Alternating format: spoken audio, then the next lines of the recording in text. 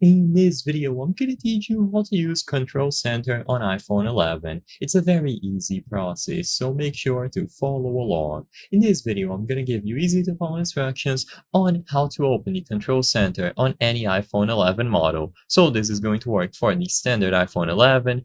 It is going to work for the Pro Max, or any other model that you have.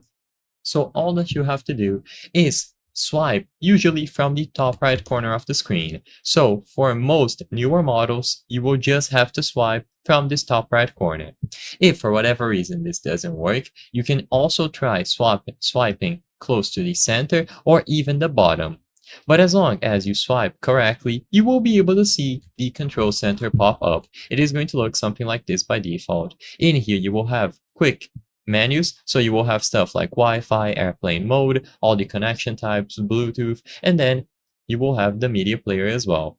You will have the option to power off your device, the option to add new widgets and controls here, and you will have other things like do not disturb, focus mode, this option that makes it so your phone cannot auto-rotate, and so on. Whenever you touch and hold, you will see the options of a specific menu. So in this example, touching and holding the camera button will give you these options, so you can quickly open your camera and get ready to take a picture. Of course, the same option works with anything else, so you will have stuff like flashlight here, you have the option to use it as a remote, and a lot of things to customize. You can add new widgets, and you can use these categories here at the right side of the screen to jump to specific groups of controls. So to keep it simple, the control center is going to be available by default, and you will be able to access by usually swiping at the top right corner of the screen. If swiping down from the top right corner of the screen does not work, then try the center of the screen at the top, or try the bottom. You basically have to swipe towards the middle of your phone. And when you do this, you will be able to see the control center appear.